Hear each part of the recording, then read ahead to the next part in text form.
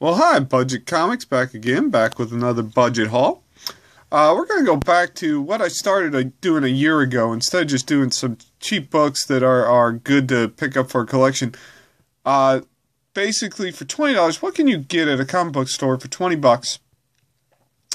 And, just some fun books to have. Whether they're great investments or not, I don't know, but just fun books to have. First, we're going to start off with, if you can see here, that is a top 75th anniversary card, certified autograph from Tyler Mane, who was a pro wrestler, but also was Sabretooth in the first X-Men movie. So I got this for $3.25 on eBay, including shipping. So great little pickup there if you're a fan of the X-Men movies.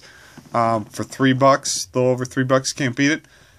First comic we have is Teenage Mutant Ninja Turtles Adventures. This is the mini series prior to the regular series.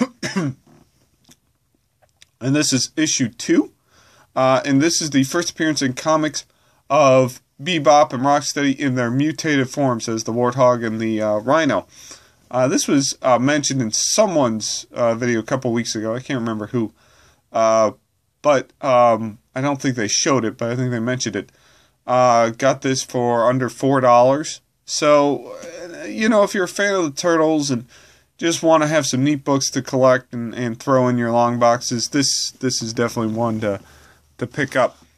And one thing we're going to do first appearance, death, variant, a notable book, and then a fun read. So we're going to do, and then at the end I'm going to do a kind of a blue chip budget book that might be worth picking up. So that was our first appearance, and now for the death portion of it, this is Marvel Premiere number 10 featuring Doctor Strange. I got this for $5. It's in very good shape, fine shape maybe. This is the Death of the Ancient One, Doctor Strange mentor. But it's also the place where Doctor Strange goes from, as you can tell by the title, Master of the Mystic's Arts to Doctor Strange Sorcerer Supreme. This is where he officially inherits the title of Sorcerer Supreme from the Ancient One. So with the movie coming out, and maybe people who are fans of Doctor Strange are thinking about picking up some keys, and this would definitely be one to get. And again, I got, a very good fine copy for $5. A notable book. This one has not been talked about much with all the Apocalypse hubbubaloo. This is Incredible Hulk 456. This is where Hulk becomes one of Apocalypse's horsemen, War. And it actually has a kind of cool costume that goes along with it. And they made a figure of this, too, I believe. I know they did. I can't remember what series, but I know they did.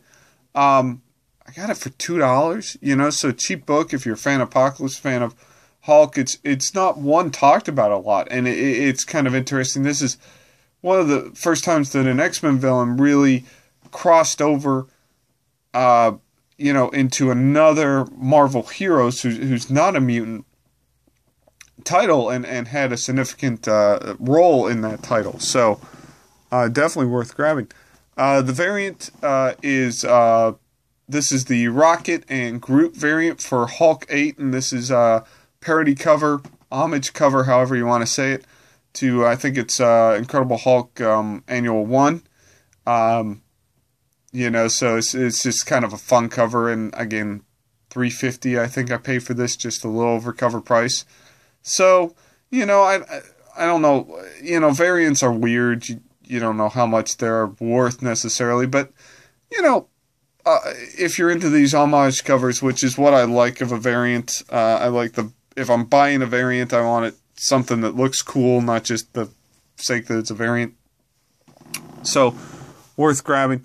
One other thing I forgot to say, one other thing I was going to do is, showcase a book that's kind of hot this week or hot this month, and this is Batman Eternal 41, and this is the first appearance of the new hero in this series. I want to say her name's Bluebird, but now I can't remember.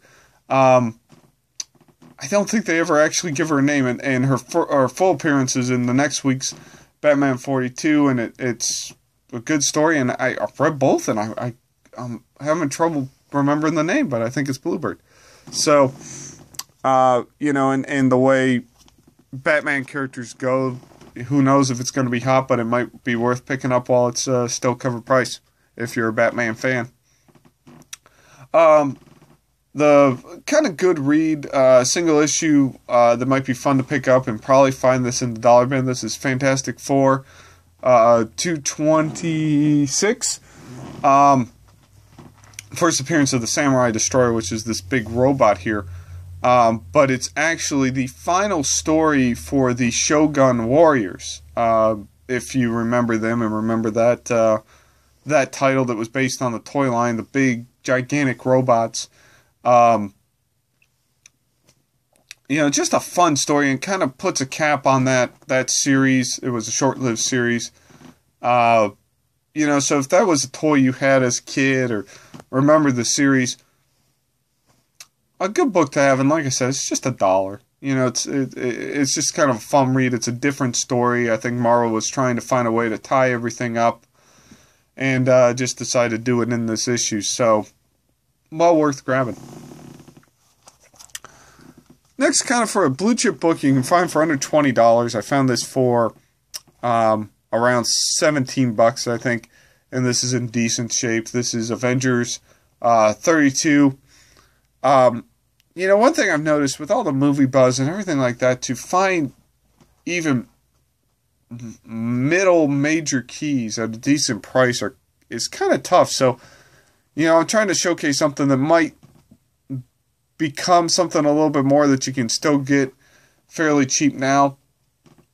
You know, this is probably like a C-level key, but this is the first appearance of Sons of the Serpent, which is kind of a neat group. But more importantly, this is the first appearance of Bill Foster, who becomes Black Goliath, and then just eventually becomes Goliath, and in comics.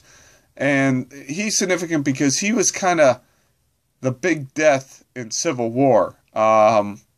You know, and a lot of minor characters died in Civil War, like Typeface and Battling Bantam and things like that. But Bill Foster was kind of the big death. He was killed by Ragnarok, the Thor cyborg. You know, and you know, he kind of significant to the Avengers, but again, worth the pickup. You know, it might not, it probably won't ever be worth that much, but it's an early Avengers book that you can probably still, well, I did find for under $20, and it might just be worth throwing into your collection if you're an Avengers fan, and you know, and also a fan of the Civil War story. So, all right, that's all we have for today. So, like if you like, I'll post again if you know. Bye.